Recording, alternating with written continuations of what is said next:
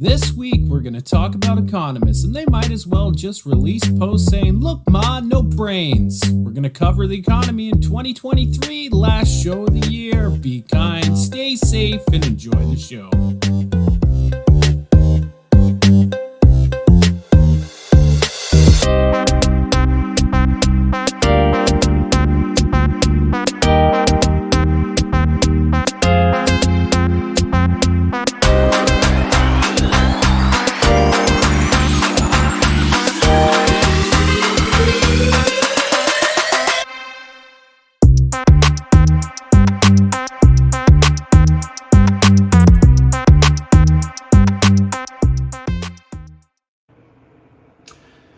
Hello, welcome everybody. My name is Daniel Sanderson, and I'm going to kick off today's show. It is the end of the year, and look, ma, no brains, the economy 2023. I'm going to offer a special shout out to the first listener that puts in the chat what reference of which day that is in reference to. It's a preference and the handiwork of a good friend and producer Ty Keynes, who's not with us today, as well as Steve Keen is not with us today. So it's just me and Mike in the studio. So I'm going to bring Mike in right now. And he appears. There we've got Mike Radzicki. And the man. With the hi-ya. I think he starts off every episode with the hi-ya. I like that karate chop. That's great. How are you doing, Mike? Oh, I'm doing well.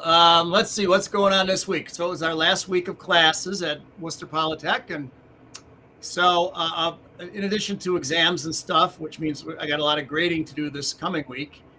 I had a doctoral student almost finish her dissertation. She's works for the United States Navy, and she's trying to reformulate wargaming using system dynamics, because we turn our models into games typically. And she's over the years identified all the deficiencies in the way the U.S. military goes about its gaming process. Military officers constantly are trying to improve their strategic thinking by playing games, serious games, but they have issues with how they create their games and what have you. So her dissertation is addressing it. Anyway, she's built a wonderful model and game, and I had my students playing it in class because she's recording their decisions and going to statistically analyze if her game is effective and what have you. So that was a lot of fun. That was a kind of a different kind of week for me in terms of teaching the undergrads, having them do that sort of thing. My barn is about 99% completed. So this morning I was already in there moving stuff around, moving machines in and sort of arranging things. And that's a big process, but it's lots of fun. So I can, before the first snowflake hits, I can get in there and start making stuff. This upcoming week, we're driving out to Wisconsin. My wife and two of my grandkids, I have 8 grandkids, but 2 of them are going to come along, and we're going to drive out to Wisconsin to visit family and friends and then drive back. So we're going to be in the car together a lot. I said to my wife, the Apollo 11 astronauts had 3 guys in the capsule for 8 days, so we can drive 4 of us in a car to Wisconsin and back. Yeah, no presumably. Kidding. Yeah. So that's what I got. That's what I got teed up. Things are going well. Good. I'm going to ask you about tit for tat strategy in a minute, especially as it comes as in the framework of game theory. But on a more broader spectrum, I want to let the listeners know that we're going to be in today's show bouncing some ideas. It's a perfect opportunity for me and you and the listeners to talk about a YouTube channel called Trending Cycles, at Trending Cycles on the YouTube at handle. Now this is Mike's YouTube channel, and we've sat with this YouTube channel kind of just waiting to figure out what the right, not so much opportunity, but what the right strategy is. And I'm excited to talk about this today with you, Mike. And I think you've got a vision. I think the how we operationalize it's going to be really important. How do we move it forward? How do we see how do we set goals and and reach those goals and grow the channel in a unique way? I think this is going to be a key focus for us in 2024. Okay, so Mike, why don't you tell me a little bit about the vision of Trending Cycles and what you'd like to see happen with the Trending Cycles YouTube channel in 2024, and then maybe a flip of the coin will decide who reads the top chatters. Okay. Yeah. Skin in the game. There's skin in the game. Well, all right. Well, thanks, Dan. So, as I think our audience knows, by training, I'm technically an economist, a macro money person. I graduated with my PhD in 1985. Started studying economics at the university level in 1976. So I've been doing it a long time, I guess is what I'm trying to say. And I discovered along the way, quite by accident, this thing called system dynamics. And I've spent a lot of my career trying to figure out how system dynamics modeling and economics can work together in a manner that would be acceptable to professional system dynamics people and professional economists. And when I sort of discovered this way to join the two areas, at that time, the founder of System Dynamics, Jay Forrester, and his students, his minions, his disciples, whatever you want to say, his school of thought, were of the opinion that economists hate system dynamics. And much of Forrester's interaction with economists, so I started doing this in the early 80s, from the late 60s to that point in time. So for maybe 11, 12 years, Jay Forrester was interacting with economists, first with his urban dynamics book and model, and then with his world dynamics and limits to growth models, and then later on with his system dynamics national model. The economics profession went after him pretty aggressively, basically saying it was junk and what have you. He was an amateur economist, didn't know what he was talking about, because a lot of the dynamic modeling challenged the orthodoxy. So then I come along and I discover system dynamics, and it sounded to me a lot like what institutional economists were trying to do. And some institutional economists consider themselves to be post-Keynesian institutionalists. So they kind of hung around together and kind of saw the world in the same way. So for example, the post-Keynesians, as you know, do stock flow consistent modeling, right? And the institutional economists said that the most important principle of economics was circular and cumulative causation from Gunnar Myrdal. Well, and then I'm like, system dynamics is stocks and flows and feedback loops and circular and cumulative causation. Like, you guys are saying the exact same things. So I thought, I was a student at the time, well, these people know one another. Of course, I'm just a student and I figured this out. And I found out, no, these people didn't know about one another. So I said, all right, let me try and use system dynamics with the right schools of thought in economics. So that's been the real contribution from Radzicki in, like, if your peers were looking at you and saying what Mike's contributions have been in the field of economics, that's basically that background information is really important. Is that correct? To the extent I'm known for something, it's probably that. I'm trying to flesh it out, because you can't just say, hey, you guys use system dynamics and leave it there. Yeah, it's, you got to get into the weeds and all the reasons why, and getting into the theory and the whole 9 yards. And then so when I wrote, I actually wrote a paper on it for a class, and the professor said, wow, like, because at the time the institutional economists had a tradition of not building mathematical models. So it's kind of like you're trying to mathematize an area of economics that is non-mathematical. I was kind of like, well, in a sense. So right away, that's going to upset the old school people, right?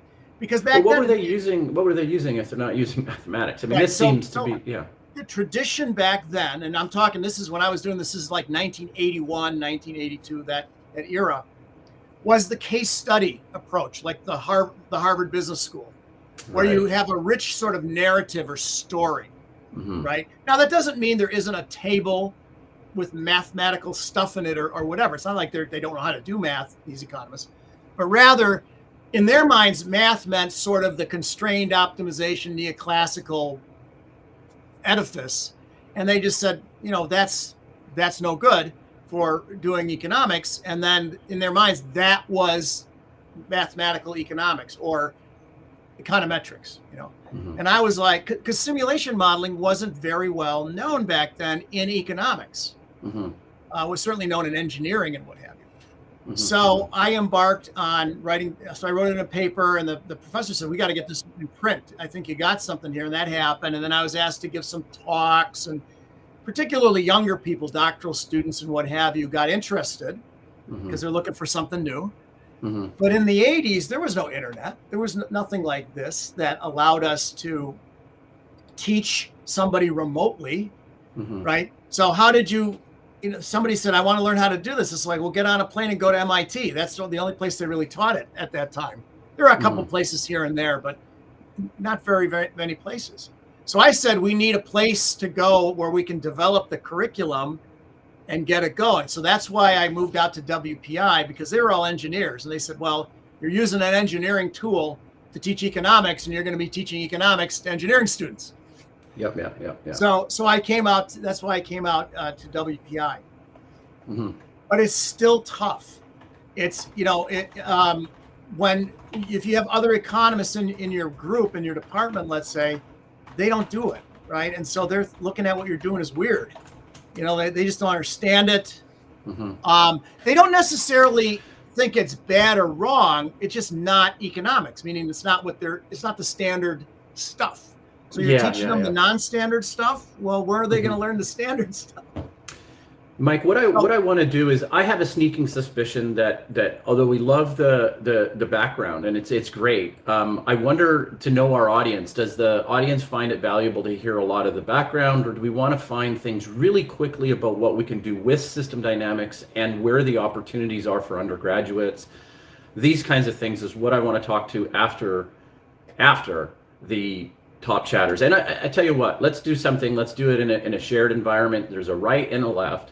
I'm going to take the left, you take the right. We'll do top chatters right now.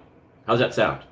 You remember that? I'm on the right, did you say? Yeah, after I'm done. So first off, we've got Dave Collins, Chuck Willer, Liam Porter, Carl Mayer, I. Lee, Warren Young, Robert Coe, A1 or Al, I can't tell, David Westwater, Cybernetics, Rodrigo Ribanero, Drake Kofoed, I know there's a little bit of laughter there, Wayne McMillan, PSI Key Hacker, The Hasty Ant, Steve Fitt, Damien Gepetto, Shifty Paradigm, Syndicat, Jennifer Wilson, Arseny Staros Tin, Joe Polito, and Dregai. That's just a disaster. Mike, your turn. All right, I'll try my best. The Minstrel 55, Web Freaks, Matthias Sedin, Ghost on the Half Shell, Process Server, Botch Mandela, Alex Plant, Douglas Dowell, JD, Adrian Terry, Economics in One Lesson, The Libertarian, Algorithm, Snowflowers of Polaris, Andrew Sullivan, Tomas Serday, WWE Fan 0104, Murphy, The Talk Watcher, Bob Liori, Simon Robbins, Blue Bay, and TR. You just got to roll. You can't think about it. No. I'm going with Ghost on a Half Shell. It's like Mike has the easy column. Probably. Yeah, probably. But I did get Tomas Serday finally right probably for the first time. Yeah. So the reason why I offer a little bit of like mild criticism, and I brought this up in the last show, is that the criticism is actually intended to like spur conversation, right? And I think that due to everybody's short attention spans, we need a little bit more quick interaction. And we're talking about developing an audience. We're talking, hey, look, you guys are the audience that's here listening right now is the founding audience. This is why we do the top chatters, because we owe everything in this show to you guys. We are seeing some trending cycles moving upwards. It's going north. We're doing a great job. Yeah, that's a Look at tremendous that, right? Like we are trending up. We're doing well. I think we're on the radar of YouTube's algorithm. This is the organic, thanks to the authentic participants of the show. So we need your feedback. That's what this show is about. Do we want, faster hitting information? Do we want to try and, give users and viewers more tangible, quick sound bites? How do we want to do this? More comedy? What do you want? Everything is up for discussion because this is the end of the year show. What I'm suspecting. Let me. Go ahead, Mike. Oh, sorry. I just wanted to wrap up a little bit of a long diatribe there, but I wanted to set the context for the audience. So I tried to get a program at a university on teaching system dynamics and economics, teaching economics this sort of proper way, if you will.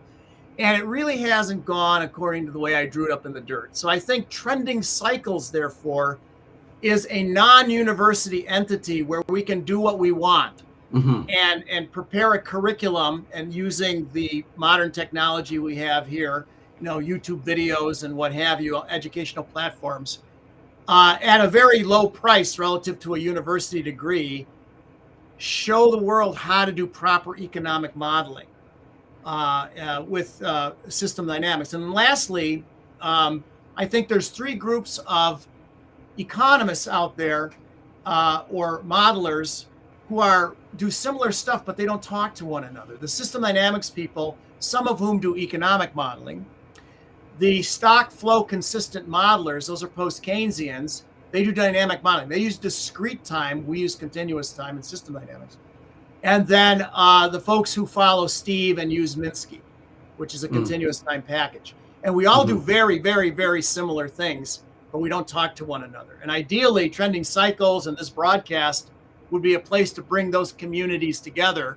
Yeah. Talk about what do you do, what do we do, and look at interesting models, so on and so forth. I think we can really dig into the time, discrete versus analog time. And the philosopher in me is actually going to pull it back even further and say that ultimately experience, to me, what I'm looking at is that it actually is discrete. And I actually have kind of a perspective that is a time reversal, that we actually look back in time. And if you're familiar with the way the Libet experiments work with consciousness and free will, I'm almost imagining that it's something that we do in an introspective way to then have the perception of moving forward in the flow of time with physics. Not sure if there's any room for that in the Trending Cycles, but you never know where innovation comes from and mindsets change and how new ideas are implemented in kind of two fragmented sort of approaches, right? And so hopefully I can bring some of that, I don't know, like, what do you call it? What is it? Black Swan sort of thinking to the equation. What I am thinking of though, Mike, is that I think you're on the right path. And before we jumped on the air, we started throwing this around. We thought, you know what, we need to bring the leaders into kind of like a tight knit, bring it into the at Trending Cycles YouTube channel, right? Okay, so I think this is, I don't know if we're going to put this as an analogy to a political system and say, is this a democracy? No, this is just friends. This is friends throwing out ideas. So the idea that I want to say about how to like operationalize this is, I would say something like the Trending Cycles has, I think, less than 100 subscribers. There's virtually no content on it, but there's a lot of excitement building around Trending Cycles, okay? I would like to see in 2024, I would like to see smaller like, they're almost like mini ads to go to Trending Cycles, subscribe. The banner I'd like to see as a coming soon. And I want us to set a limit at when we hit a certain subscriber count that then we launch, okay? So it's like, come sign up, come sign up, come sign up. And that's gonna be driven by the people that are listening here, okay? And then our network of people that we want to bring in. What I'd also suggest, so again, the banner would be coming soon. We're trying to hit this goal of X number of subscribers, for the big reveal party. And the big reveal launch of the platform, right? Okay, you with me so far? Yeah. Yep. How's that sound so far? It's a little different than we were talking before. I'm all ears. You know more about this than I do. So. Well, I think what happens is that, and I want to give you an anecdote. And I think in terms of the transfer of knowledge, anecdotes are kind of like case studies, and they're probably the lowest value in terms of transferring information, because like not another story. But I live on the Pacific coast of Canada, and I live on Vancouver Island, and we have this company that does telecommunications called TELUS, TELUS. Ty's got it as well. This is a Canadian provider of cell phones. Okay. Now, what I notice is that the trucks are all moving around. They're all driving. They have this big advertising campaign to be able to kind of steal market share of the internet. So that means like home internet, and what they're trying to capitalize on is the fiber internet. So the messaging is so deadly simple. Fiber internet, the fastest internet, right? And you look at it and it's like a Godfather offering. It's like an offer that's too good to be true, right? You'd be like, well, what does that mean? Well, 1 gigabyte upload, 1 gigabyte download. Okay. Now, I will be the first to say that I think that they make the claim, but they don't deliver on the claim. This is really bizarre, really weird. Now, I want to separate that kind of analysis into two categories. I'm not saying that we put any black hat on or do anything that's misleading, which I would say there's part of what TELUS is doing is, as a marketing campaign, is actually that. But on the other side of the coin, there's only so many players, okay? All right, now this is where I'm going to start to overlap and talk about some of the people that you want to bring into the community. There's only so many experts that are really dominating this field, right? So the necessity is we need to bring them in the background. That means what I'm doing, what Ty's doing, what Mike's doing, what Steve's doing, is that we need to go and paint the picture of what Mike's goal is. Now, Mike's goal is a goal. It's a vision. It's an outcome. It's a telos. That's where we're wanting to get to. But the discrete points in time that we have to actually set in place in order to hit that goal is what's up for discussion, right? And so what are those incremental steps that we have to take? And what I'm saying is that I think we need to get strong buy-in from the major influencers in this category. And so that as we build up to that launch, when it hits strong, and we continue that trending cycle, and rather having to like baby it or nurse it, we hit it strong and we are just going, right? That's the way I see it. What are your thoughts? I defer to you. I don't know how to do this sort of internet marketing, and it sounds good as a build-up and a grand opening or whatever. It's coming, then it happens. You see movie trailers and you're awaiting, Maverick, Top Gun. Oh, that was a great movie. So you can watch it. Yeah, you feel like you're in the cockpit. Right? So sure, that's great. If I might say a couple other words about the vision, because Lana Dell Hates the Clock made a comment about, she really doesn't know the details of this stuff. Well, in my vision, first of all, our sweet spot is the dynamic modeling, the gaming, and psychology and behavioral decision theory. So our models would capture what psychologists, behavioral economists, behavioral decision theorists know that people really do. How do they really make their decisions? Warts and all. They're present bias. They anchor and adjust. They use prospect theory. They fall into the sunk cost fallacy. Modeling that stuff and enriching our economics models with that those insights. But then we turn them into games that are very user friendly. So, for example, somebody who is interested in, is sort of technically oriented and wants to learn how to build these things, you could do that. Somebody who's interested in the economics and the models, but has no interest in building them, can use the games and just move sliders and press buttons in a very user-friendly manner and use the models. Now, that doesn't mean you willy-nilly, just switch stuff. You have to learn how to run simulation experiments. We teach you how to do that, but it doesn't require programming skills or anything like that. And lastly, I would point out that trying to get the economics profession to turn to what we're doing, endorse what we're doing, whatever, is futile. It's a path-dependent progress. It's a tanker going down this route. We're going this way. Forget about it. We want to get to the average citizen who's interested in these topics. We want to get to the business community. We want to get to students. We want to get to the media. And in some sense, bypass the economics profession. Now, that doesn't mean if there's an economist who wants to join us, we wouldn't let him in the door. Of course we would. But the goal should not be to publish papers in the American Economic Review or something, but rather to get to these other groups of citizens and let them see our stuff in a user-friendly fashion. And then for those who want to do a deep dive and learn how to build them, we can do that. Yeah, and I think, we're talking about some courses. We're talking about lots of content. So I think your pitch to your colleagues 100% makes sense. Let's arbitrarily bring up one of those groups and talk about them independently. Actually, man, I always do this. And I have to remind everybody, because if I don't encourage everybody, I have to remind that we need your support. We need your likes, your followers. We need your likes, your follows. So this means on our two primary channels that we're using, YouTube and Twitter. Please like, follow, share, put your comments in. I mean, we've got a nice stream. We're up to 28 people watching here and more on Twitter. Thank you, guys.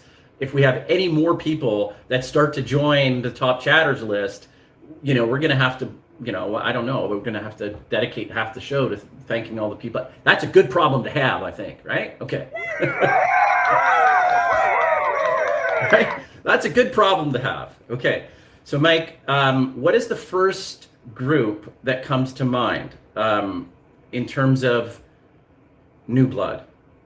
Just let's focus on one new group. What is one new group outside of the economics community that you would like to bring this? Well, if it's outside so if it's outside of the economics community, right? Then I guess it would be system dynamics modelers who are interested in economics. Okay. So they know how to build the models, but they're not trained as economists. Dan, it's fair to sample chatters to name. I don't know what that means. Ghost, help me out. Sometimes okay, so Mike, I got distracted by Ghost's not list point. them all, just sample them, I guess, randomly sample them, sort of the whole population. Oh, and the idea is that it's top chatters too. So I think what Ty does when he comes up with the list, like he's got that list, we got the right, we got the left. I don't know how many's in there, like I'm going to gestalt it here. I'm thinking maybe 30, 15 aside. You think that's about right, Mike? About 15 aside? Oh, there's 40, yeah, okay, so there's 20 on each side, yeah. right? Okay. So, I mean, look, there's chatters out there that are coming. I noticed a new guy that says he just discovered our show, right? And he's excited to be here. I tried to reach out to him, and it's like, hey, you have something to accomplish. If you can, keep putting good questions into the chat, you can make the top chatter list, right? Put some thought into it, right? And here, what we got? Lana here is talking. I have no problems advertising for you. Okay. Well, she does. She gets on a plane and goes to events and hangs out with Steve, though. So that's she's. So I guess from the audience, what I would like to know is, would they want to see more guest chit chat about topics using, modern monetary theory, a systems perspective, and what have you? Or would they like more nuts and bolts? How do you build one of these models, whether it's using Minsky or Stella or discrete time stock flow consistent modeling, or some mixture of the two? The first half of the show is chit chat, and the second half is more technically oriented stuff. We can do any of the above. It really is what would interest the audience. We want to provide value to people. If they're going to give us 2 hours a week of their life, they should get something in return from us, right? Well, let's separate what the Steve and Friends channel is, which is I don't want to lose, and I'm guessing, right? Again, this is throwing it out to everybody, right? It's what you have to think of is that imagine this conversation just between me, you, Steve, Ty, right? But we're now opening that conversation. It's a preliminary conversation because Steve and Ty aren't here. So we're kind of having that conversation with the community, right?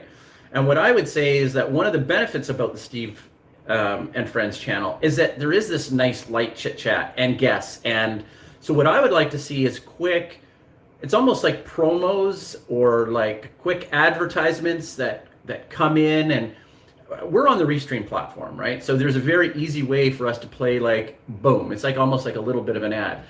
This week coming up on Trending Cycles, go and join. We're doing this. We've got this. Here's the game. Go check it out. There's scan codes where it could be a direct link to a URL where it's actually the game. Okay, now we would use the Steve Keen channel to actually just highlight things very quickly in between our conversations and keeping it more intense, but then nice and friendly, and continue the thing about the guests. That's certainly that's one way to do it. Yeah, absolutely. Yeah. Sure. Okay. So your example was to use system dynamicists from the community as a major arm of the target audience that we would be speaking to and developing content for within Trending Cycles, right? Yeah. So if you talk to the folks at the System Dynamics Society, sort of the international clearinghouse for all things system dynamics, so people tend to email them, call them, whatever, if they want information about the field of system dynamics. They've heard about it somehow, somewhere. The top question they get is, how do I learn how to do it at a high level? And what they're not saying is, where can I do a degree in system dynamics, a master's degree or whatever? They don't, because a lot of them, they have no interest in, matriculating at a university, but they want to learn how to do it, and not just at the very intro level. They want to do it at a very high level. So where do I learn how to do it? And number two, the application area they hear most about is economics. So there's quite a lot of interest, at least among the folks who contact the System Dynamics Society, is learning how to do it and applying it to economic stuff. But they're not interested in becoming professional economists, nor are they interested in matriculating at a university. Yeah. They just want to go somewhere and learn how to do it. I got really excited about the master's level one. So what I'm curious about, and so I'm a Platonic thinker, and I look at this from what is the ideal first, and then what is the opposite of it. And it's really interesting because opposite of it is nothing. Where there's no master's, there's no education. That's an easy baseline to look at. So the ideal here with offering a master's level kind of course, right? Because I know what you're talking about, right? So this makes sense. It's not undergraduate matriculation. It's people that are a little further on in their education that are looking for something tangential to where they're already at and supplemental, right? Okay, that fair to say? Okay, but professional. Yeah, it would be like a MOOC or something where it's exactly. It's legitimate stuff and it's high level stuff, but you're paying a modest fee, and you're not matriculating as a student at a university. You're just learning online from the people who also teach at universities. So you're getting the same stuff, but don't have to worry about credits and graduation days and and all that stuff. You can actually also they have badges and things these days. Mike, you're getting carried away. Okay. I have to focus you because okay. So what I want to ask the audience. Okay, everybody's listening now.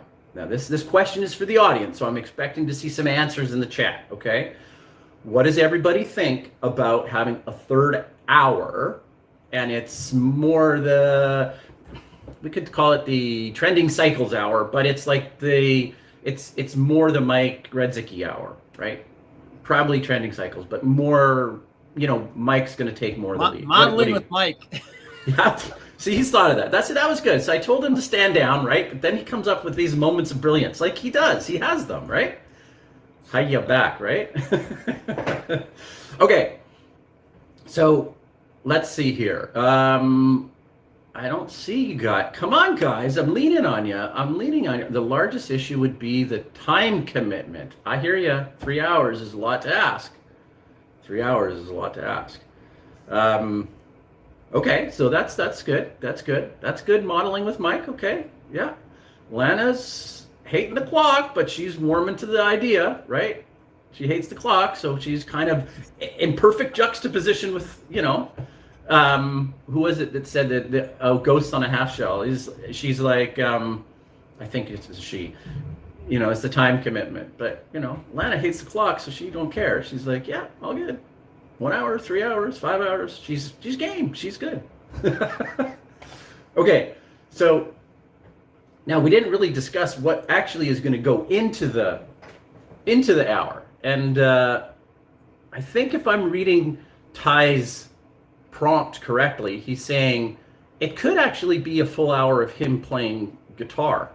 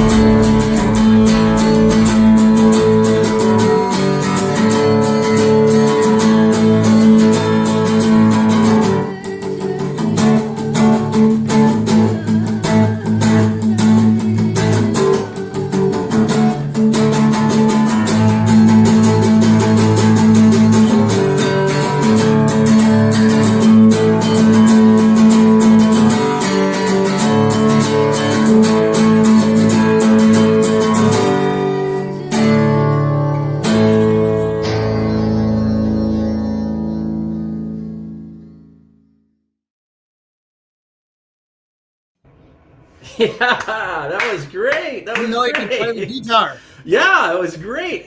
Okay, so Lana is like, she really likes it. Very impressive. Okay, let me just see here. Ty's kind of shy like that. Like, he doesn't want to put any, people congratulating him thing, right? So there's Lana saying, really good, really good. Now here's one. I don't know if you want to take it really good or really bad, but here we go. I tell you, people, Ty secretly wants to be Elvis, right? I mean, he's got the good hair. He could kind of looks like Elvis hair, yeah. Sort of. Yeah. Now, here we go. Now this sounds like a challenge for Ty here. He's going to have to sing Hound Dog. Hey, is that a challenge? Is that a challenge for Ty to sing Hound Dog? I don't know. We'll see. And here we go. He's pretty good. Damn. Right? Okay. There we go. Thanks, Ty. This is one of the problems with social media, is that I had seen on the Ty feed, I don't know whether it was LinkedIn, on Twitter, or something like that. I'd seen it. I'd seen him with the guitar, right? It's just that in our mobile worlds, when we're in the lineup, I was going to say in the lineup at the bank, but who goes to the bank and stands in line anymore? Okay, the grocery store, you're out and about or whatever, and it's like, I don't really have, now's not a good time to play something sound related, so then I kind of move on, right? And don't cue myself to go back and then play, Ty's clip. But that was great. That was really nice.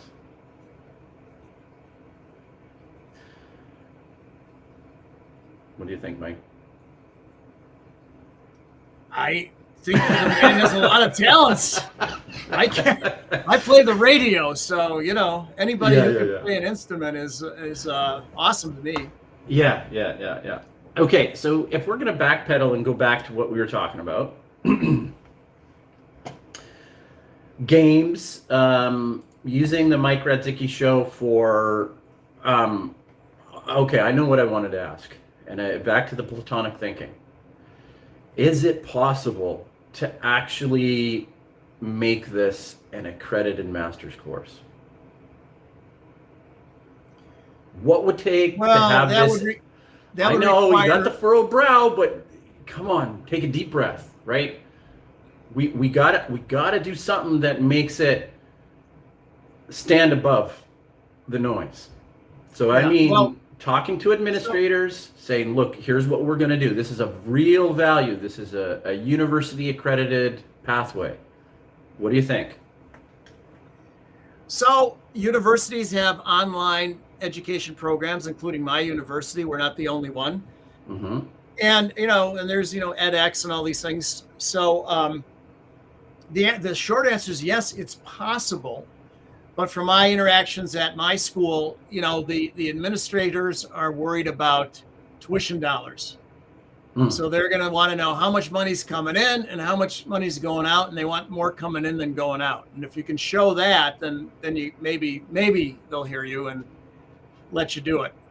And it's one thing to do these, continuing education courses and what have you, online things, whatever, MOOCs, whatever you want to call them. And then there's another thing, giving an accredited degree, right? That's a much more difficult thing to get approved by the faculty and the administration at any university, really, I think. So the answer is it depends, and it very well might not be my university, might be some other university that has more of a tradition online, like Southern New Hampshire. Southern New Hampshire University, I think, has a very large online program. They might be more open. I think Purdue University has a very large online program, and it might be easier to pull off at another school. Mm-hmm. If people want a degree. Like I said, at the society, people were saying just the opposite. They have their degrees, they just want to learn how to do it.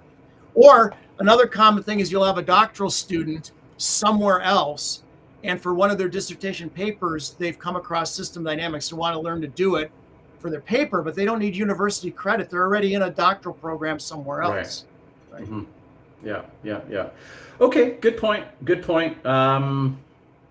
Yeah, I'm not sure. Maybe I'm on the fence with that. But I think I go back to the wisdom of my late stepfather, who said, you're never going to regret getting that certificate, that master's program. And I think it lends itself to a longevity if we try to pursue it in a we call it a legitimate way, but it would still be legitimate in terms of, but like actually going that extra effort, I think would be ideal. I think it would do a lot to formalize the institution of what you're trying to build. And that's just me personally. I know it's a lot of work, but I'm going to go back to the point of maybe the show and maybe the amount of work that has to go into producing the show, which most of that effort is actually shouldered by the great Ty Keynes. He's really deserves a huge amount of praise, and he's got the button, so he needs to hit that, applause sort of thing, right? Okay. When you have time, there we go. So he's applauding for himself, whatever, right? But the thing that I'm worried about is it's fine to show up and do the shows, but the huge amount of hours and effort that it takes to make this kind of content is thankless. It doesn't pay. It's a ton of hours. It's great to go and get 5 or 6 or 10 of the industry leaders out there to come in and participate in trending cycles. But the very direct question, and I'll be a little pompous about it, is who's paying for it? I mean, at some point, it's like, people are actually, working their tail off for this sort of thing. And if the workload 10x's,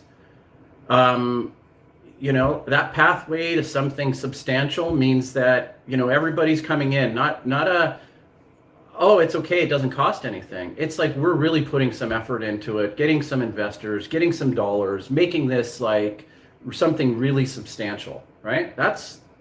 I feel passionate about that, Mike. Yeah. Well, I think the show would be something akin to sort of office hours and discussion groups for the class materials that would reside elsewhere, right? So this show would not be, let me, teach you everything that I'm going to teach you if you were in my classroom. It would be whetting the appetite for somebody to go to Trending Cycles and pay a modest fee, $150 for a course, something like that. You're not going to pay, like at my university, it's like $5,000 to take the equivalent class, but then you would be awarded graduate credit. And I'm suggesting you could go to Trending Cycles, and it wouldn't just be a YouTube channel, but it would be an educational platform like Thinkific. Yeah. And you would register there, and you'd pay $150 or whatever the tuition is. And there would be all the materials. There'd be a whole course of lectures and models and readings and stuff like that, all logically presented in both nuts and bolts of how you'd make a model of anything, and then specifically related to economics, and then how you turn it into a game. Yeah. I think we could start reformulating what microeconomics means. Okay. I think we're really good at macro, but Okay. micro is kind of a little sketchy yet in terms of the heterodox economics. And I think in system dynamics, we have a way of doing the microeconomics, and we could sort of present our proper way of doing microeconomics. All that could be in a Thinkific sequence of lectures and courses. You get badges and all that stuff, and it would be for a fee, so that because you got to pay Thinkific, you got to pay for this live stream platform and so forth. So there are costs to doing these things. You're right. Yeah. I like this idea that Joe's talking about with showing how to make, I guess, maybe a properly structured policy proposal, which is actually quite doable, I think, in presenting it in a software like Minsky. Would you agree? So when I say reformulating, how microeconomics is done, the way Forrester taught us is you build a model of a firm or a household, let's say a firm, with stuff that real managers would recognize, like a balance sheet, an income statement, a statement of cash flow, pricing mechanisms that represent what they really do, hiring decisions based on what they really do, capital acquisition decisions based on what they really do. And a business person would recognize all that stuff. When a business person goes into a neoclassical micro class and a price theory class and sees those models, they're like, this is crazy. I don't understand. This is not what we do in the business world. So we could do that. And then that would lead you into sort of the business case for a particular policy. Is it profitable and this sort of thing. Yeah. Okay, so from the ideal, I'm backing off this big, huge ticket and university integration, because that might be a non sequitur. So Mike's vision, and we got to default to Mike's vision, because it's Mike Radzicki, it's at Trending Cycles, that's the YouTube channel. It's about trying to keep the cost of the courses down to something that's fair, digestible. Your vision is like $100 a course with transparency on the full course syllabus, having all of that available in an a la carte sort of way, right? So that's something that I get it. And you could also imagine that if we can get these communities like the stock flow consistent folks, the Minsky folks, the SD folks to join as instructors as well, you could have different twists on the same theme and say, well, how do the Minsky people do that? Mike does it this way, but let's see Steve Keen present the same material more or less his way. Well, what would be interesting is that if that was our theme of bringing together that tripod, I guess, right? Like there's say 3 different disciplines that are slightly different but closer than we think. So it's like, here's the project, here's how it's done this way, here's how it's done that way, and here's how it's done this way. It actually ends up being like somewhat like a self-reinforcing, dare I say, feedback loop. I don't know if that's the right use of the term, but if somebody comes from one of those legs, then they're seeing that same information being presented in that slightly different way, and the value that they can extract from that is I think immediately self-evident. So like last week's guest, there wasn't any concepts that she was talking about that I didn't understand. But what happens is that as educators, I'm not an educator, by the way, but I'm very interested in how these complex ideas are actually explained. And what she did very well was explain it in a way that I felt like applauding inward. I said, that was really great. I knew the concept already, but how she simplified it, we were all impressed. And so, would you agree with that? So to build a good system dynamics model, you need excellent domain knowledge, because otherwise it's just software and math. So you build models of nothing. To build an insightful model of something, you need somebody who knows about the something. Sometimes that's also the modeler, but the modeler can't know every domain, every problem, right? So usually the modeler works with a domain expert or a bunch of domain experts, a half dozen or so domain experts. And they have great mental models of whatever the system is that's experiencing a problem. They do it every day, all day. They can tell you what they do. They know a lot, right? So if they can articulate clearly and precisely each area of the system, right? And what happens, as Yen was doing last week, for example, we can model that. When it's specious and, it's equivocal and you can't quite put your finger on what they're talking about, you can't write equations. But if you have somebody who really knows the domain well and can break it down and say in plain English or whatever the language is, here's what I mean by that. You can write an equation. And then you have these very clear things represented. And then when you hook them all together and they interact, that's when the interesting stuff happens. Yeah, absolutely. Now, I'm going to ask you, I've got one that I was kind of hesitant to post here, but Lost Adult responded to Steve Keen's Minsky product, and he said there's instructional videos, but the software is not complete. And I don't take that. Well, first of all, I think Minsky software is very much complete for many purposes, but software in general is not entirely complete. It's always improving.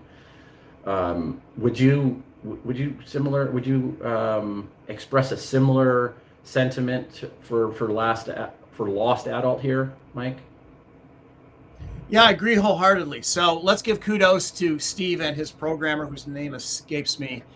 But it's a monumental task to build a dynamic, complex feedback modeling platform from scratch. So wow. And on Russell the Standish.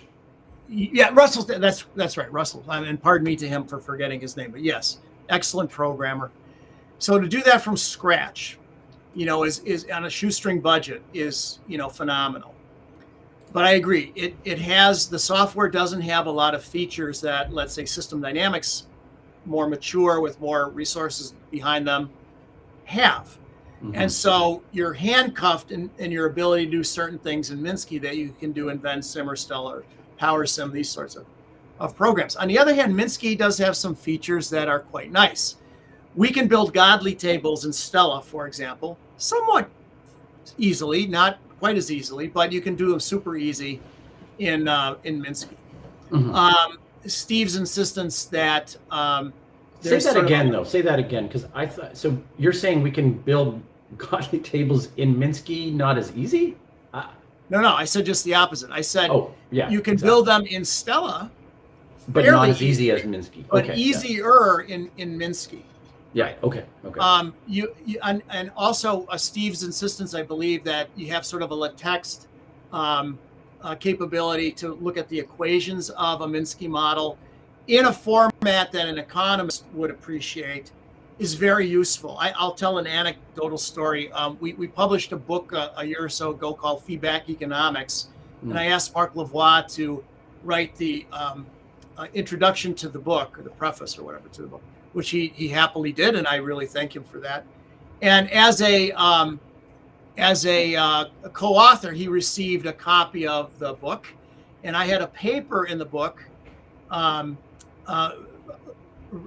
advancing Herod's model, the Herod-Domar model. And Mark read the paper and he had some questions about it, and I answered his questions. He emailed me, and he said he didn't quite understand the system dynamics nomenclature, the stocks and flows and all that.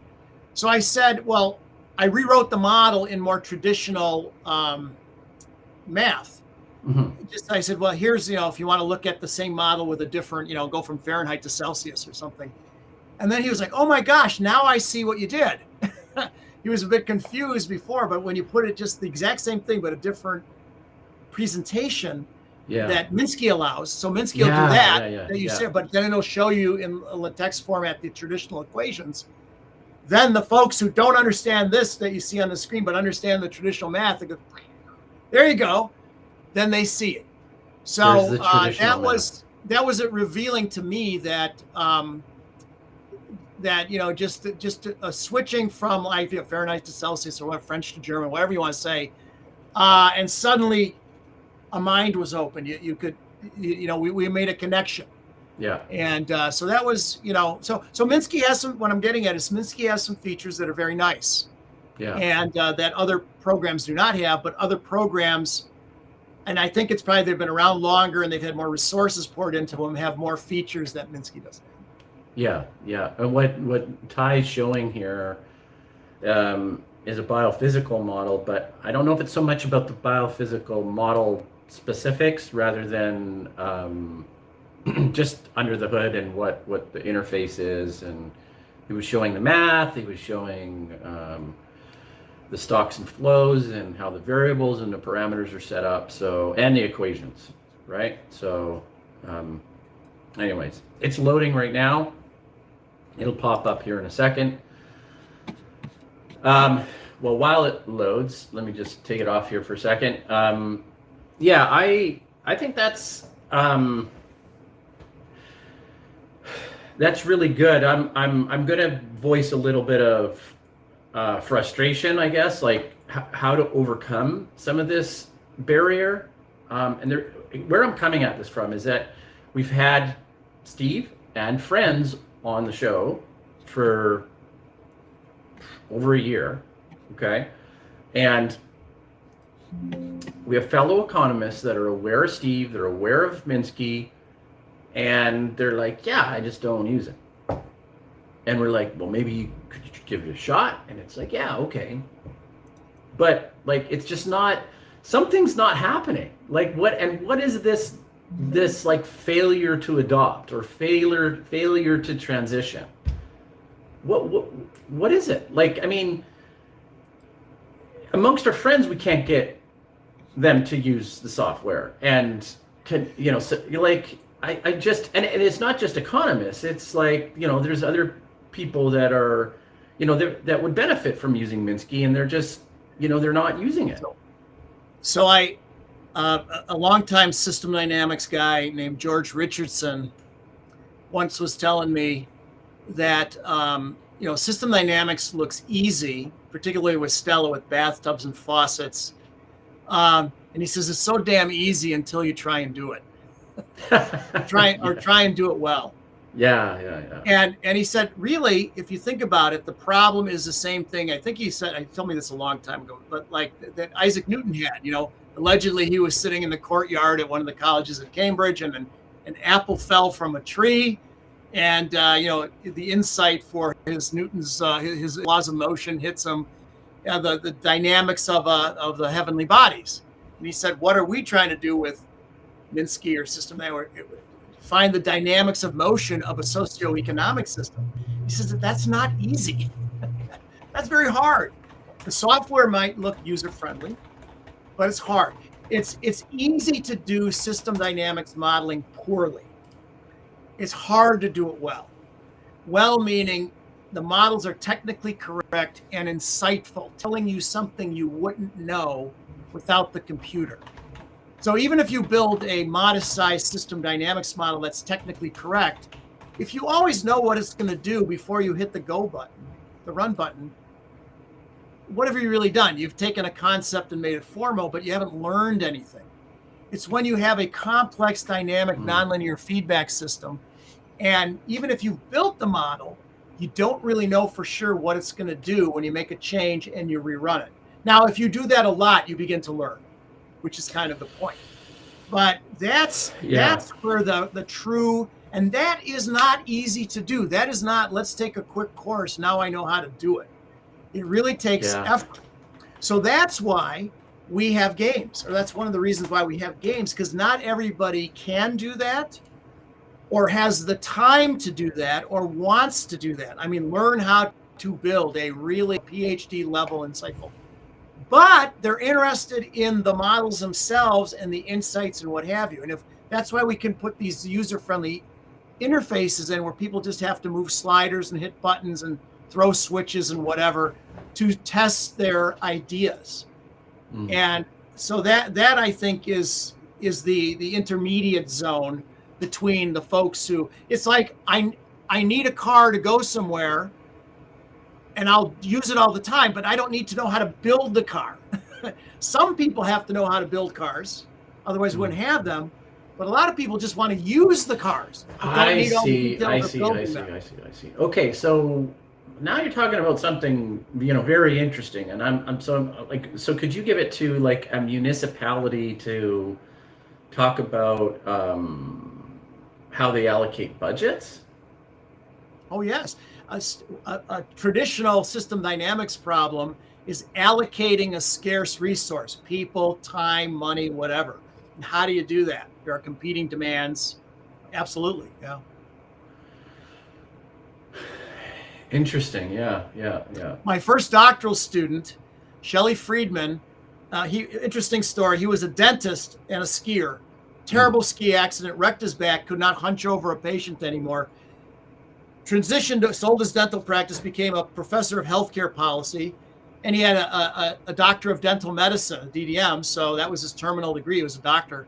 New dean comes in and says, "You don't have a PhD, you're out." I was like, what? So he was interested in system dynamics, and he came to WPI to do a PhD in system dynamics because he needs one to be, remain a professor.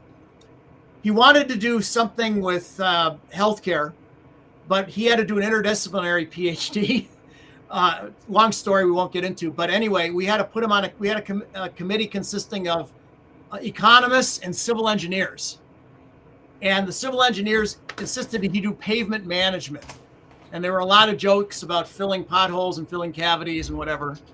Shelley was not originally I get it, yeah. enthusiastic little delayed, yeah. He wasn't he wasn't enthusiastic about it, but when he got into it, we had him interview pavement managers at the state level, and he's from Connecticut, Massachusetts, and at the federal level.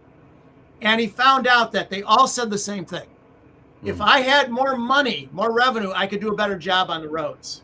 So his dissertation question is, okay, if you have the same amount of money and you allocate it differently, can you do better? And he had to define what does better mean, because you want the road paved so it's smooth and safe. When you repave it, when you fix it, you don't want to tie up traffic too long. So that means you got to pave it well, but that's more expensive. But if you pave it quick and cheap, it breaks down quicker. Yeah. Well, you get the idea. There's all sorts of dynamic things happening. So he came up with a reallocation strategy with the same money that made the road better. And he got interest from the Air Force because they said that's the exact same problem we have with runways. Oh, wow. Okay. So, Yeah, so yeah, it's a yeah. classic problem, and it cuts across all different areas, allocating a scarce something. And here's how it's currently done. Is there a better way to do it? And you can use system dynamics to move I it have a through. really, really interesting thing to bring up after a small what is it, like a tribute pastiche, some sort of like cool content that Ty put up for Steve and this channel. So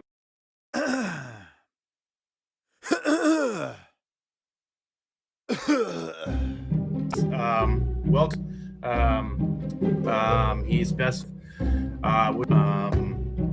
and the other project at first all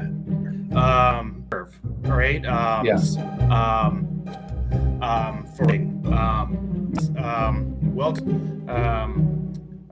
he's best and the other project at first all right Yes.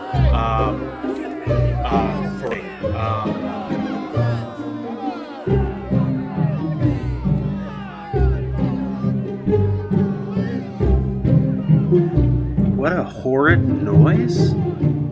It's not like I put Justin Bieber on there. A bit slow? Well, maybe I am.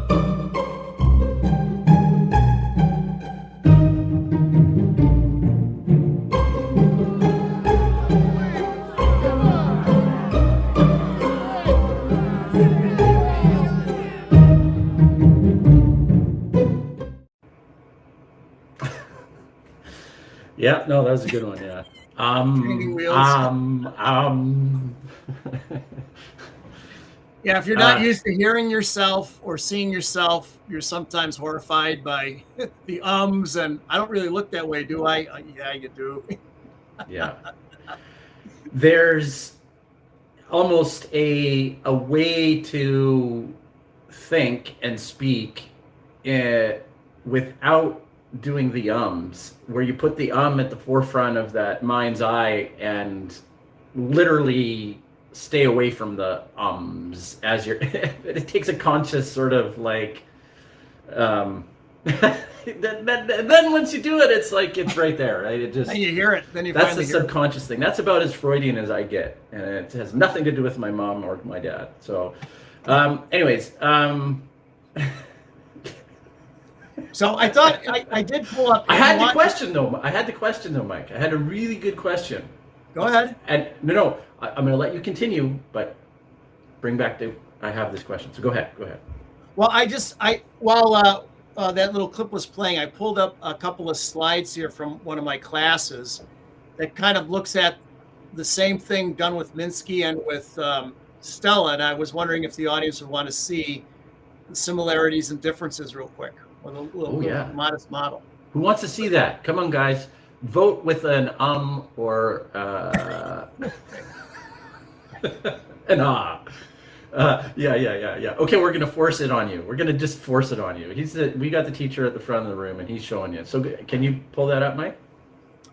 So I just got to know how to share my screen. Oh, big promises, but he doesn't know the technology. This is the whole story of the. Well, there's a bunch of buttons here. Let's see. I see the. Okay. Oh, sure. Got it. Okay, hang on. Yeah. 1 second here. Bear with me. So select a tab. Working on it. Let's see.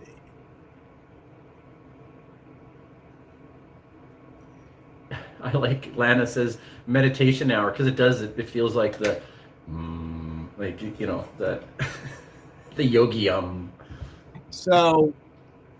Okay, that's no good. Try again.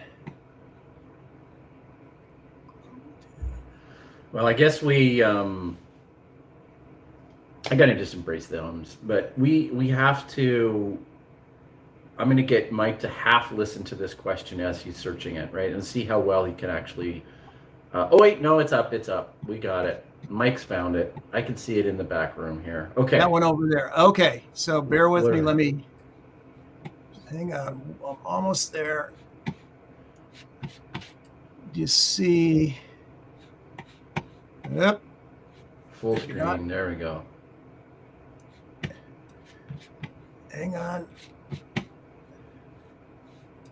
How about now? Do you see it? I just see a desktop with all these icons on it. Uh-huh. Well, you can see it too. Oh, well, you're searching in other screens. How about now? Nope.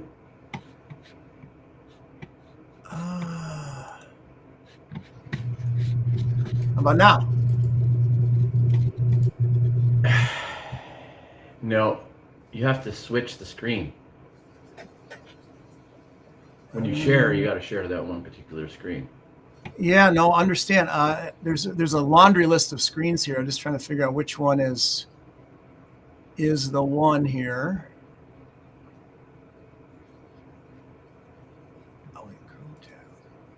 Oh, wait a minute. I got it. You got to share. I was sharing tabs, not. What's dox? What does that mean? Don't dox yourself. There's something. Doxing means something. I don't know what that is. How about now? What's happening? Probably. Do you see the lack of Volterra now? No? Yes, there it is. Okay, there we go. All right. So real quick. So let's see. There's Stevie and me. We're in Norway a couple of years ago on a doctoral committee. Okay. Actually, I do own a suit, so you can see that's proof there. So anyway, are you borrowing Steve's? I know, right? Doesn't have a jacket. Doesn't have a tie. He was warm, you know. Oh, I see. Yeah. But this is a very famous model here, Laca Volterra. It's a predator-prey model, and you can see there's two equations, dynamic equations here on the left. Looks like a bunch of gobbledygook. And one is the change in the prey, that's the X, like rabbits, and one is the change in the predators like foxes. And you can see some actual data here, and you can see there's a cycle with the two species, right? And if Steve, this is from Steve's website, if he does it in Minsky, that's that same model. You can see the fish and the sharks rather than rabbits and foxes. And you can see over here, instead of having time on the right-hand side, instead of having time on the axis, you have fish and sharks. You make this kind of, I don't know what you call it. Looks like a guitar pick, speaking of Ty's playing the guitar. Yeah. Okay, so that's the presentation in Minsky. Of course, you could go to the equations, you know, as we've discussed before. Here's the exact same model in Stella. Okay, so you can exact same stuff. Three different ways of doing it. Right. Yeah. So, you know, which is better? None is better or worse than the other. It's just different ways of doing it. The different software, as we said earlier, has different features. Some are better than the others. There's some have this, some don't have that, and whatever. So it just depends. Notice that was continuous time, so everything's moving smoothly. The stock flow folks do discrete stuff. Yeah. Okay.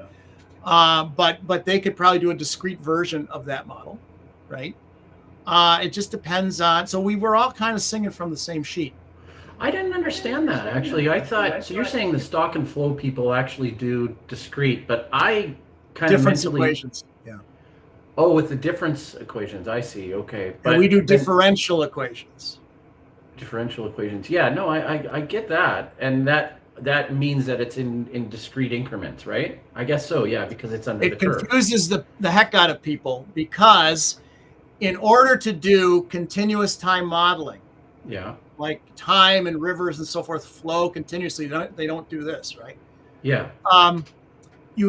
But you want to model that on a discrete machine, a digital computer.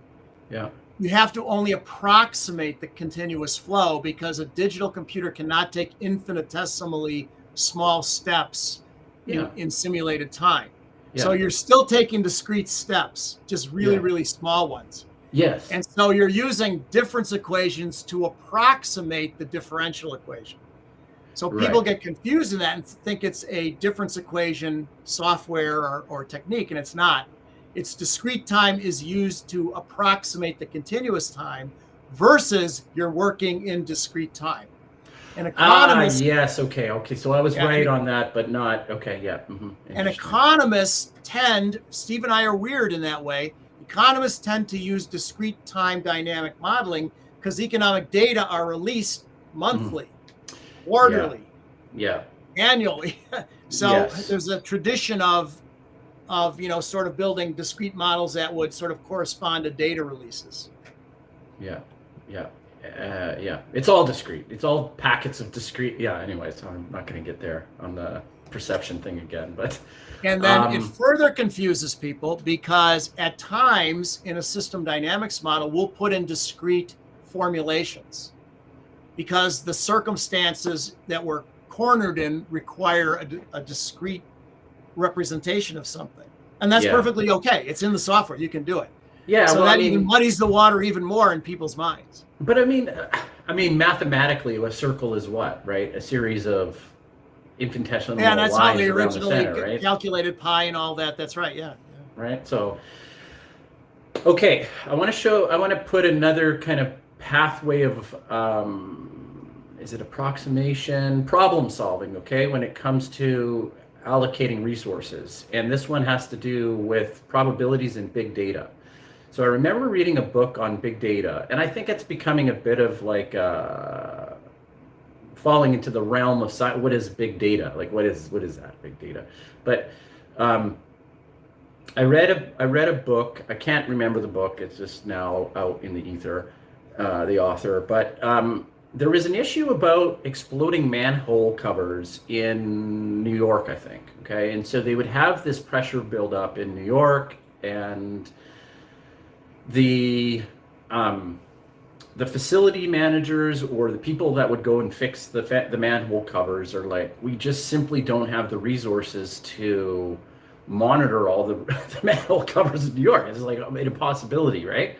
And so, like we start to problem solve through this, and I mean, you can probably agree that one of the low-hanging fruit sort of solutions would be to try and put a life cycle on it, right? Like if we can say that a manhole cover starts to be compromised based off of like a period of time after it's fixed, right? So if it's fixed on day 1 and then it'll start to be compromised at day 720, right? Okay, does that make sense? Sure. Look, Ma, no brains, the economy. Okay, how are we doing? Wow, look at that. We're doing great. I don't know entirely what we're looking at here, but it's Steve and Mike's blind eye. I'm kind of slouched in my seat, and we got a lot of views so far. Come on, guys, let's reshare, love, like, and comment. Right? I know that's what Ty wanted me to do, but I was just playing with him. Right? He's like, "Come on, Dan, what do I got to do here?" Anyways, so back to this exploding manhole cover scenario. You got these exploding manhole covers, and let's say that we dispatch out of, the 100% of the manhole covers, we're going to go and look at the manhole covers that haven't been looked at 720 days out, right? But still, it's still too big for our resources to be able to go out and actually service all of those. So actually, the way they service them is it was almost it was like a random generator of like go out and randomly look at the ones that are potentially problematic and do preventative maintenance on them. And so it actually and it was then the most efficient use of the resources rather than trying to speculate and predict. There was just no way to get ahead of that curve to properly predict them, but you're better off at that point just to go and randomly pick ones and service them, and then you saw a dramatic decrease in issues with exploding manhole covers. They try and use big data and data analytic techniques to predict which transformer is going to blow before it blows. So they swap it out before you have a brownout of a neighborhood and so forth. Similar things. Yeah, these are or your Homeland Security, and you're running a port, security at a port, which containers do you look in for bombs or illegal aliens or whatever the heck the thing they're looking for is. how do you do it? You can't look in every single one, right? So again, it's how do you do it? What sort of procedure do you use? What kind of system do you use? So yeah, these are all nasty problems, right? They're very complicated, complex systems problems. And so, but in that diagram, like we saw, the various different softwares, like, can you visually describe what that variable of like a random number? I think there's like a function in the software that is random number generator, isn't there? You can. There's all sorts of random number generators, and for well-known probability distributions, then you can create your own if you have some special thing you need. Certain circumstances require certain kinds of random variates, like you would use a Poisson distribution. For example, if you were modeling irregular arrivals, like you had a queuing model at a bank where we used to have tellers. Now it's waiting for an ATM or something, or during a aid station at a marathon race or something like that. You wouldn't want to put a normal distribution, you'd use a Poisson distribution. So they have all the standard ones, and then you could also, even if you had some specialized thing, you could make your own. Smells kind of fishy to me, I think. But oh, you don't get the joke? Smells fishy? A Poisson distribution. Poisson French is fish. So. Oh, okay. No, I don't know French. Okay, so. Yeah. Come on, I need some. I heard it. I need some booze from the audience and the peanut gallery on the couch. Silo. I was like, I try and stay in my lane. That wasn't in my lane, that one. So. Okay, so tell me, there we go. Yeah. I think Ty was having sleep on the couch, right? He's like, come. Yeah. The Poisson distribution. Okay, so tell me, how reliant are you in your models with a standard bell curve distribution? Is it your baseline? What are your thoughts on that versus other distributions? So, well, again, it just depends on the circumstance.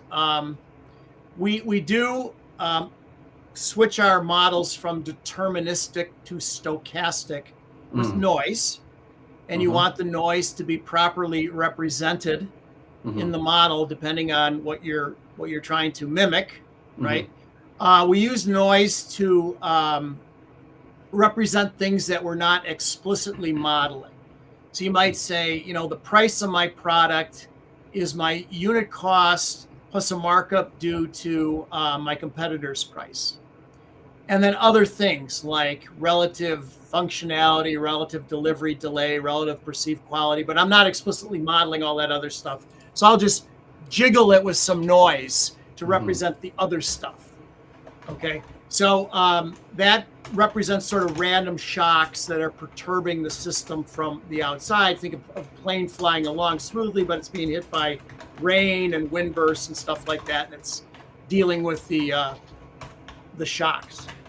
So the noise can often release the dynamics, the underlying dynamics of the system, and you get to see sort of the inherent behavior in the design of the system. So we you want to use the right probability distribution to represent the right characteristics of things. It's also, you got to be a little careful because we have various integration techniques. So when I mentioned we're approximating the continuous flow of variables over time, right? With discrete changes, although they're really, really small. But there are various computer science-ish ways of doing that, various numerical recipes for doing that, for integrating on a digital computer. Yeah. And some of the recipes, algorithms, techniques that we can use are more accurate to approximate the continuous flow, but they mess up the noise. They change the characteristics of the noise. So if you're adding noise to a model, you got to be a little careful as to exactly what you're doing with some other things like the integration technique. But but a normal distribution would be used quite commonly, depending on what you're doing. So, the biggest criticism I've heard about the standard distribution is that it's it's not predictive in nature, and it leads to it's kind of like the Nassim Nicholas Taleb critique about standard distributions. It's Yeah, like, and black swan events out in the tails and all that. So remember what we're trying to do, at least from the system dynamics point of view and Jay Forrester's point of view, is that we're not trying to forecast with a system dynamics model. We're trying to identify the structure of the system that's experiencing the problem, because the structure causes behavior. So if the behavior is problematic, then it has to be a structural design of the system. The design might have been conscious, but more often than not, it just is over time. The U.S. tax code wouldn't be written as it is today from scratch. It's crazy. It's evolved into its current state over many, many decades, right? So however that you got the design, it is what it is, and you want to identify that structure that's causing the behavior that's problematic, and then to change the behavior to something you want, you have to redesign the airplane. You have to redesign the structure of the system. Okay, and you not only want it to behave better, whatever better means, but you want the better behavior to be robust. So the first time there's one of these shocks, it doesn't collapse the thing like a house of cards. So that's what we're trying to do, right? It's not trying to forecast a black swan event or something like that. What you're saying is, if a black swan event were to hit my system, I'm flying along and you get this big thing, you want it to go, you don't want it to, you want it robustly designed. Right. And then maybe he's pushing for that anti-fragility, with individuals and organizations. Anti-fragility. Okay, yeah. Yeah. There's a separate kind of conversation that's going on here in the side about World War II and Lean Six Sigma maybe emerged out of World War II. Yes, it did. Yeah. W. Edwards Deming. Yeah. Deming. Yeah.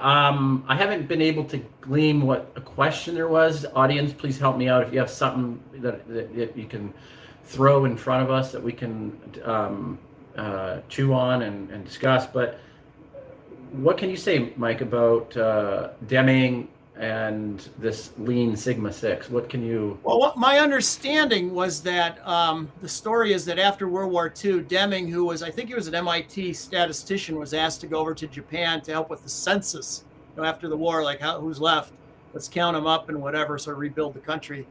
And Deming had been trying for years to get the auto industry, I think it was the auto industry in the US, to follow his ideas about statistical process control. And he wasn't listened to. But when he went over to Japan to help with the census, he started talking about these ideas, and the Japanese adopted them robustly and enthusiastically. And that led to in the 70s and 80s, the Japanese auto industry, as well as other industries, having much superior quality, right? And taking market share and what have you. Finally, the US said, bing, we better start doing that as well.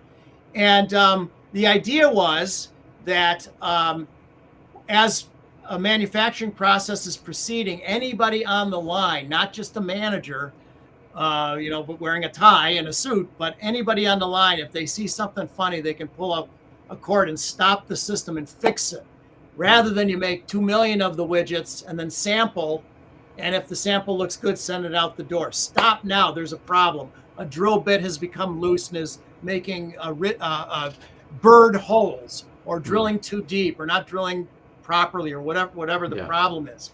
And the way you determine if the process is out of statistical control is if you are within however many different microchips are different from car parts, but however many standard deviations, sigma, if it goes out of that, the variability is too much, then stop. And so they had each place in the assembly line, they had control charts where they were monitoring the whole depth or whatever the heck they were doing. And then they got into 6 Sigma is, you want to make sure that 6 Sigma is, you're so tight in your tolerances that 6 standard deviations, those holes are all just about the same depth. And how do you do that? Special guest here, Larry Summers, was so nice to join us here. That was great that he put that up there. Yeah. So, but there's been some system dynamics work smeared together with total quality control, and so that's been looked at from a systems point of view. Yeah, that's interesting. I don't know. I have this really interesting mindset about 2 standard deviations away from any. Is that then it becomes statistically insignificant or unreliable if you start to go outside of 2 standard deviations? Is that what? Is it? If it's normal distribution, 3 standard deviations is 99 point whatever % of the possible values. So if you're outside of 3 standard deviations, it's like way rare. But that's where the black swan. Yeah. The black swan thing is, it's not really normal. It's fat-tailed. So the area past 3 standard deviations is not infinitesimally small, meaning it almost never happens. It's fatter than you think. It's really not normal. And these 100-year events happen every 10 years or something instead of the black swan thing. Yeah, it was interesting. Go ahead. Sorry, Mike. Go ahead. So 95% or 99%, excuse me, of the whatever that's normally distributed will fit within 3 standard deviations. 6 standard deviations, you got 99.99999 whatever. But if the 6 standard deviations are this far, then everything is just tight. The tolerances are really, really, really good. So for like a microchip or something, you better have it that good. Other things, framing a house, you don't have to be that precise, So it just depends on the application. I don't know if I've showed you this before, but do you know where the we're going to do the top chatters here in a minute again. I'm going to do the right side and the left side. If I get a boo, then I'm just shitty at it. Throw your hands up and surrender. Yeah, I was going to say I'm not going to do it again, but I mean, even if I'm shitty and I get a boo, I'm going to keep doing it because I love you guys. Okay, you want me to go on the left this time? You got it. Okay, here we go. Dave Collins, Chuck Willer, Liam Porter, Carl Mayer, Il Lee, Warren Young, Robert Coe, AI, yes, David Westwater, Cybernetics, Rodrigo Ribeiro, Drake Kofoed, Wayne McMillan, oh boy, Psyche Hacker, The Hasty Ent, Steve Fitt, Damian Capetto, Shifty Paradigm, Syndicate, Jennifer Wilson, Arseny, Sarah Siston, Joan Polito, and Drygay. I thought that was actually pretty good. Yeah, you know what? If you got the cheers on that, I would have said that there's some sort of like special arrangement going on between. Okay, the Minstrel 55, Web Freaks, Matthias, Sedin, Ghost on a Half Shell, Process Server, Botch Mandela, Alex Plant, Douglas Dowell, JD, Adrian Terry, Economics in One Lesson, The Libertarian, Algorithm, Sunflowers of Polaris, Andrew Sullivan, Tomaz Surdej, WWE Fan 0104, Murphy, The Talk Watcher, Bob Lior, Simon Robbins, Blue Jay, and TR. He found a mid-grade one. That's... Oh! Damn, he's teasing me. Just, Okay, all right. How do you put an advertisement for a good top chatter reader, right? Like, we're looking for somebody what is it? I don't know. You know what?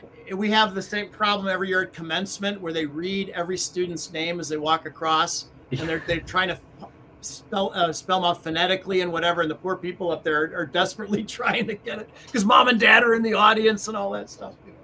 Now, I mean, as a teacher, you've seen many of these graduations. I mean, it happens, right? They put like, fake names in there, like last name Hunt, first name Mike, and then, this kind of stuff. Does that happen still? Or do they, I'm trying to remember if, I don't remember ever seeing that at commencement. I know when I was teaching at Notre Dame, they had a giant basketball tournament every year. They still do the bookstore basketball tournament. It started with the bookstore that had basketball courts in the parking lot behind it, and they started having a tournament, and it ended up like 800 teams. Yeah. And it's single elimination, and then the finals are like really good basketball. Yeah. But people, you put your team name, you enter your team name, and then there'd be a bracket in the school newspaper. Mike, you're losing me here, man. I've got an attention span of because you give me this image of a basketball net and basketball, and then we're moving to something else, and I'm like losing the whole idea of graduation and fake names. Come on, well, buddy. anyway, the names of the teams would be published in the student paper. Okay. But they would be they won't publish it if they're dirty. So it often would be blank against blank, blank against. So then the cleverness was, would you just? So the cleverness was, could you have a dirty name that didn't sound dirty? Oh yeah. So it's an art of yeah.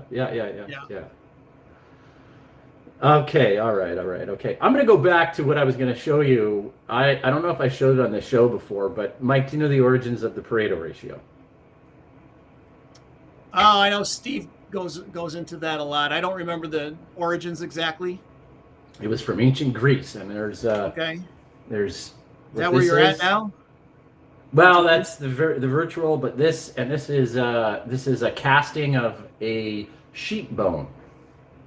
Okay, and so what we're looking at here is, let's talk about surface areas. This is 40% surface area. This 40% surface area.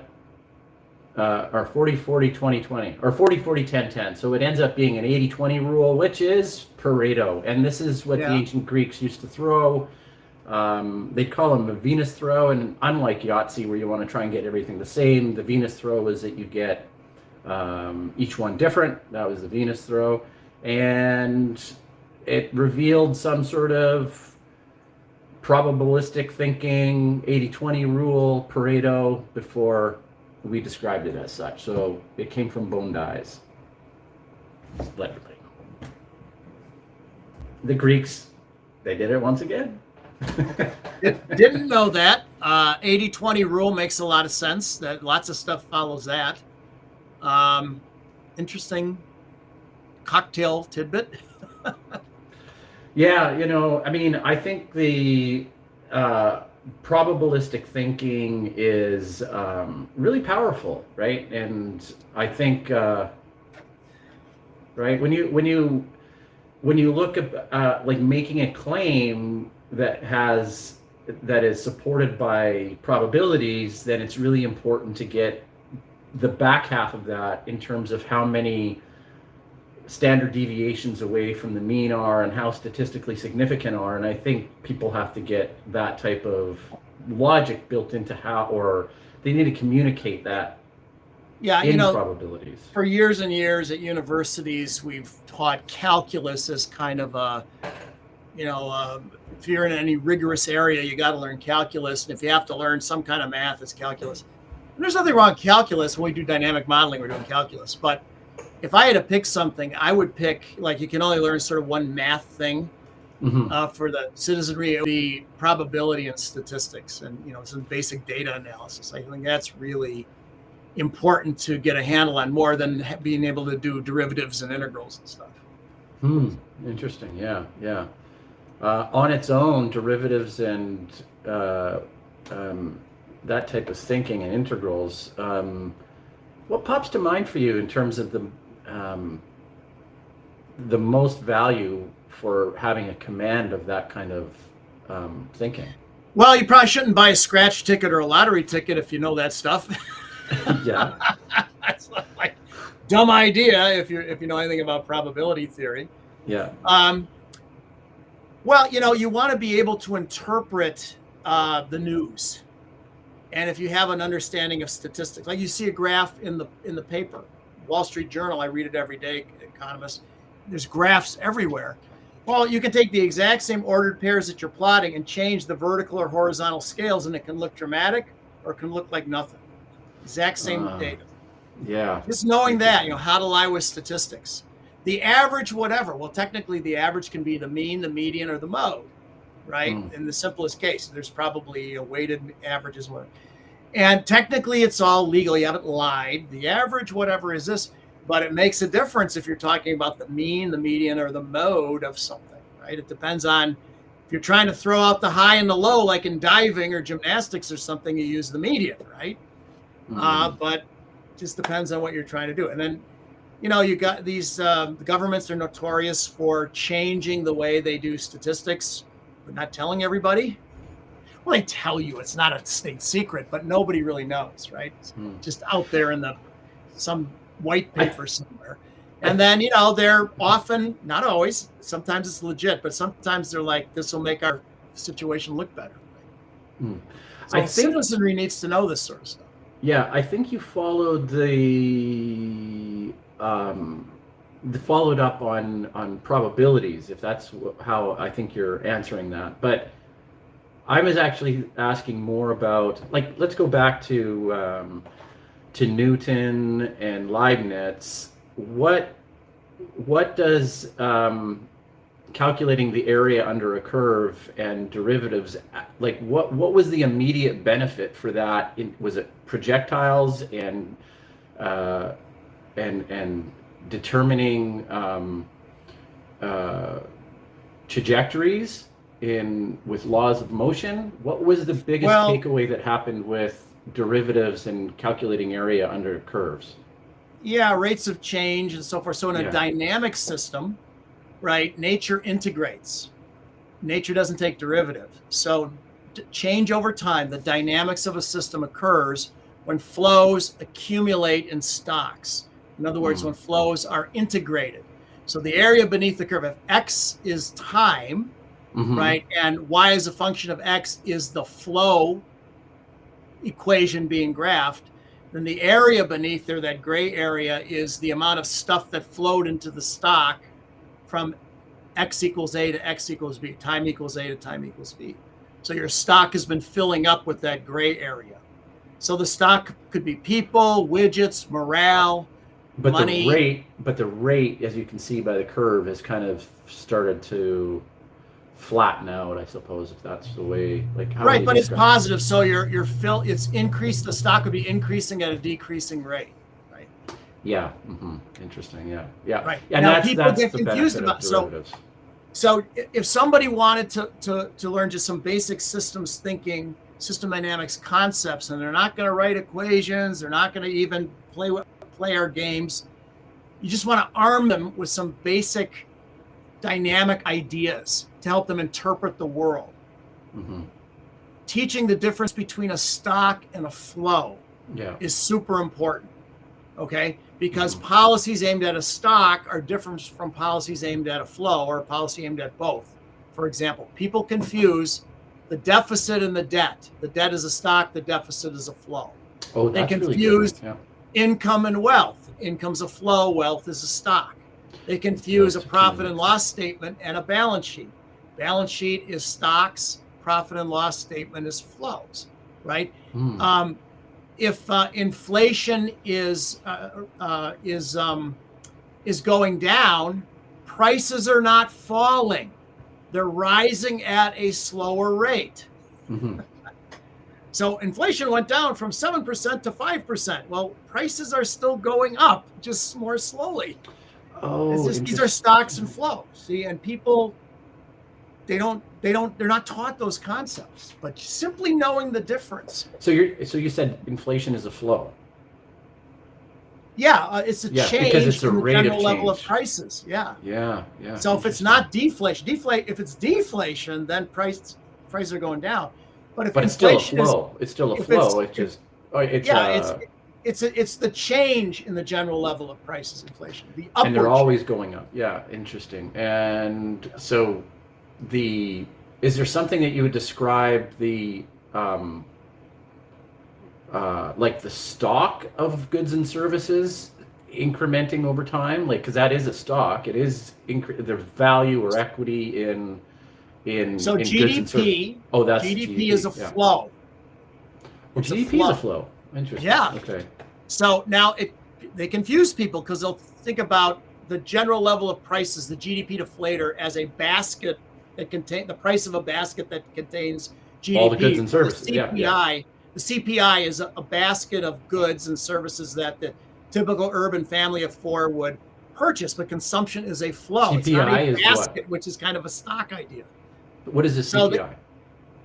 So it confuses people, but that flow of production would go into a stock of inventory, and then it's sold, and it's really the sales. It's the production and sales. They're both flows. but in between there is a stock of inventory, right? Yeah. No. So what was? I mean, when you said CPI, I was like consumer something index. What was the? Consumer price index. Oh, I see. Okay. All right. And that's where yeah. you get headline inflation, is the change in the CPI, the change in the consumer price index.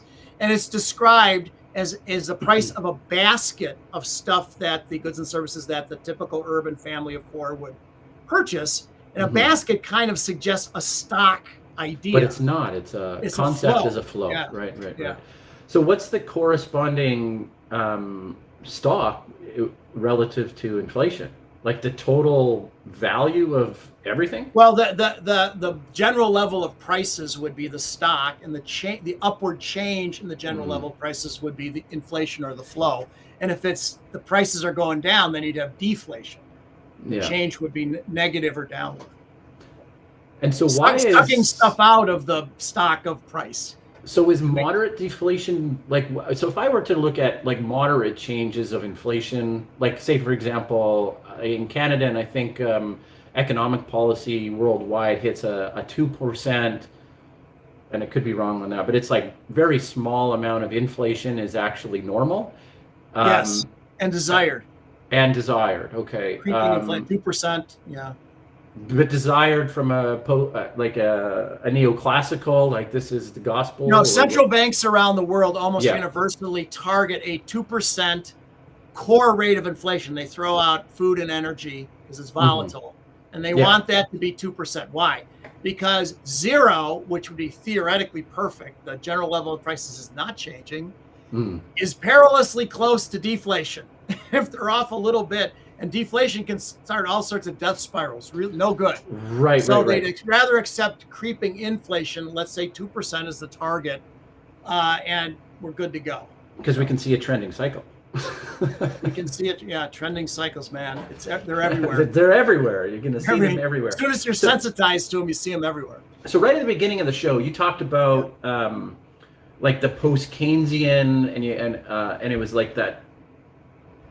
I don't know if it's like the way you use this language was like circular economy, but there's something circular in the way you're visualizing it, right? So this is unique to post-Keynesian. Is that correct? So the institutionalists, if you read their literature, they talk about building pattern models, which are essentially case studies. They're looking at the real world first. They're trying to solve a problem. They're like a detective or a physician trying to diagnose a disease, a problem. And if there's any regularities, those are called real typologies. And if there's any regularities among the real types, those would be principles of economics. And the most important principle is Gunnar Myrdal won the Nobel Prize in economics for this. Gunnar Myrdal's principle of circular and cumulative causation. So circular feedback loops and cumulative flows accumulating in stocks. Now, what he meant was we would say a positive loop, a path-dependent process. Right. Not counting the negative loops, but still, that sounds a lot to my ear like system dynamics. We do computerized case studies. We have generic structures if there's regularities, and we have principles of systems, stocks and flows and feedback loops. So with that image in the mind's eye, what does exogenous and endogenous, how does that weave into that circular feedback loop? Right. So if it's endogenous, it's part of a loop. Okay. And it would be inside of our model, part of the design of the system. And if there's one-way causation, this causes this, but there's no feedback, then it's exogenous. Those would be shocks from the outside. No feedback. I see. Yeah. And so would noise be exogenous then? Yes. So that would be your plane is flying along and it's getting pinged by raindrops or wind bursts and whatever. That's the noise, which is random. There's no systematic, presumably no systematic. And then the plane is either doing this in response to it or just doing this. If it's well designed, you're drinking your coffee, no problem. If it's poorly designed, it's doing, and you're, right? So we want to see if it's doing this, we don't want it to do that. We want it to smooth out. Or if it, it hits it and it goes, no good. The trend is no good, right? Or so you want to design it so it gets shocked with noise or a black swan event or whatever it is, and it deals with the shock well. Yeah, and you can continue to drink your coffee while you're flying along. I mean, I'm so tempted to, I mean, I like, to talk about tipping points or climate, which, arguably could be black swans. But the idea is that if we don't know, we know of them. So it's not really black swan, but they're dramatic. Yeah. It could be a black swan. So it depends on your definition of a black swan. But typically a black swan is not traditional noise. In system dynamics modeling, a tipping point would be a place where there's a dramatic shift in feedback loop dominance. So you'd have something that's, dominated, a system that's dominated by growth, let's say a positive loop, and it hits an inflection point, and then there's a sudden switch in polarity of the loop or whatever. And this only happens in non-linear systems. Linear systems can't do that. And that's where you get, so if you don't know where that tipping point or point of shifting feedback loop dominance is, that's where you can get caught, because usually these shifts are abrupt. You don't see them coming, and then it's all hands on deck because suddenly you're free falling or whatever the case may be. So that's the risk you run when you're saying, well, we'll just adapt to something. Cool, as long as everything's smooth. But if you hit one of these tipping points where it can go the other way, it can be just some abrupt change, then look out. I've brought up Peter Zeihan on many occasions, and I shared that with Ty this week about Peter's kind of take on inflation, and I kind of dismissed it.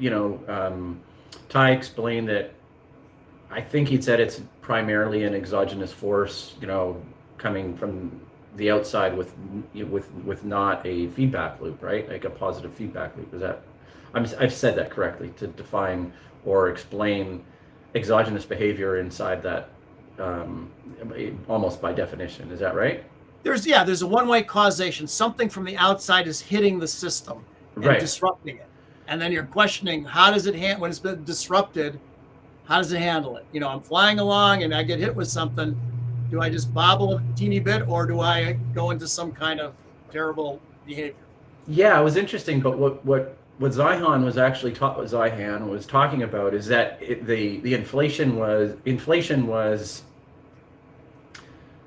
worldwide, but had more to do with the abrupt change in consumer behavior, going from services to goods to services. Like it did this, and we're starting to flatten out. We're starting to kind of get back on track again. But that kind of rings true a little bit. Does it not? So in a dynamic system, any abrupt change usually is no good, right? Policies, you usually want to grandfather people in and slowly ease the system into a new regime or whatever you want to say, rather than just starting tomorrow, bang, everything's different, right? Because sometimes you have to. There's a crisis of some sort, but a lot of times, gradual change, like flying an aircraft, you don't want to be with the stick. You want to do gradual turns, right? Yeah, exactly. Yeah, that's the kind of thing. So as a general rule of thumb. Yeah. Well, here we are at the top of the hour, Mike. It's been great to hang out with you in such a back and forth environment for over 2 hours now, and I think we did a good job carrying the torch. For all the listeners, I want to remind you that this is the last show of the year, and we're back on January 6th with Graham Boyd. Okay, so I want to wish everybody a happy holiday, a Merry Christmas, a Happy Hanukkah, a whatever you prefer to receive. Just go and enjoy yourself. Enjoy the time with your family and friends, and if you're in a part of the world where that's not possible, then do what you can, and hopefully it works out. Mike, any last words of wisdom for the viewers, and anything you want to say as a closing? I agree with your comments there. Happy holidays to everybody. Joyous New Year. If 023 wasn't the best, maybe 024 will be better. Thank you so much for the support of this live stream. Without you, it would just be Dan and myself and Ty and Steve talking to one another. It's more fun when there's other people, commenting and whatever. All good. Yeah. So thank you for that. And hopefully, we'll adjust what we're doing. We'll read through the comments, and if there's things we should be doing better or more of or less of, we'll try and do that and make this a continuously improving product. And I'm going to leave it up to Ty whether he wants to do a live stream of 2 hours of guitar music. That's up to Ty. All right, guys. Thanks, and we're out of here. Bye-bye.